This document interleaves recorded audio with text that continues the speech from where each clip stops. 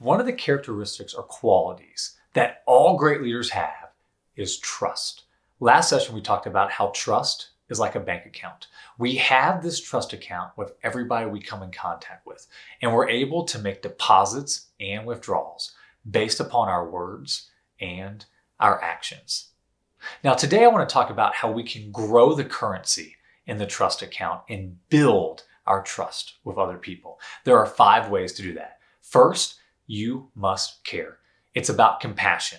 If you do not care about people and you try to fake it, you'll eventually be found out. Compassion is the foundation to trust, which is why we talked about it in the first ingredient that makes up great leaders. Secondly, assume the best. I am disheartened at how many times in my leadership journey and in my relationships that I did not assume the best, but I assumed the worst. I thought people had poor motives or ulterior motives or an agenda. I created stories or a commentary around certain situations instead of clarifying with that person.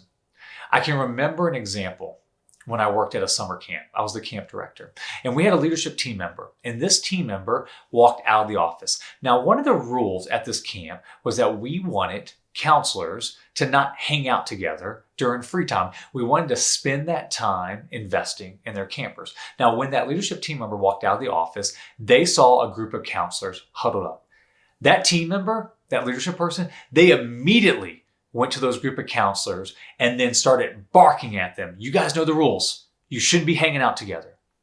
Well, what that leadership team member failed to see was that one of the counselors was crying. Apparently what happened is that counselor had a conversation with one of their campers, and that camper shared some difficulties that were going on in their home life, and it broke the heart of that counselor. That team member, that leadership person, when they found out about that, they felt this big. They didn't assume the best. You see, what that leadership team member should have done is that when they walked out of the office and saw those group of counselors together, they should have assumed that they just started talking and that they had right reasons for having that conversation. Then after 5 minutes, that leadership person can go up and have a conversation with them, but they need to do it with gentleness, the least force necessary. That's what it means to assume the best, not the worst. Third, be more of a cheerleader than a critic. There are way too many critics in this world, especially on social media. That's why we call them trolls. It is low-hanging fruit, and to be honest with you, it's cowardly to consistently put people down. What people need is to be encouraged. Now look, if you know me, and my friends know this, I'm a blunt person, and I have no problem talking to people about their weaknesses and helping them grow and confronting them on that. But I will tell you this, I want to be more known for being an encouraging person instead of being a judging person. Find the strengths in people and encourage them. That's how you build trust. Fourth, underpromise, overdeliver. It's all about expectations. If you want to make a ton of withdrawals in trust accounts, set poor expectations and don't meet them. That's the best way to lose trust with people. Finally, have integrity. You see, people with integrity, they tell the truth. They do not manipulate the situation. They're honest.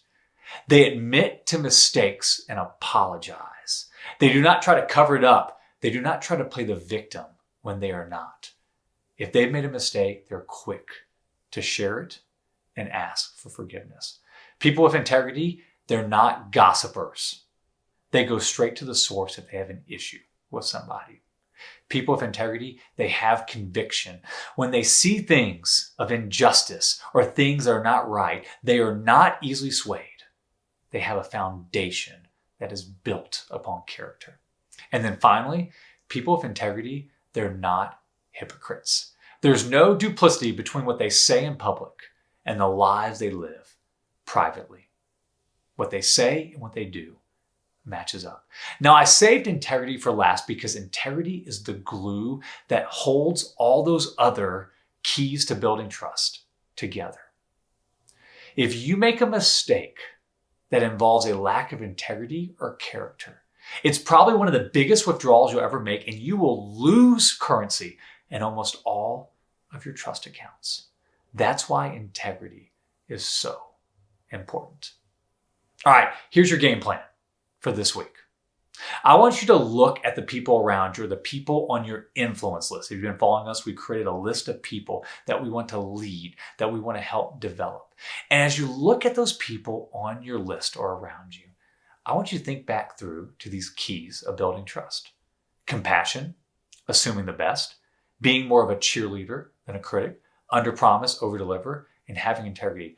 Which one of those is lacking in each of those relationships? You might be looking at that list and you see somebody that you realize, you know what, they might not know that you care and you need to show more compassion. You might be thinking about your son or your daughter and how you've been more of a critic than a cheerleader. You might be thinking about your spouse and realizing that you've done a really poor job of setting expectations and meeting or exceeding those. You might look at some situations where you didn't have the most integrity and you need to go back and apologize and admit to your mistakes and ask for forgiveness. That's how you build trust. Let me leave you with our tweetable lesson.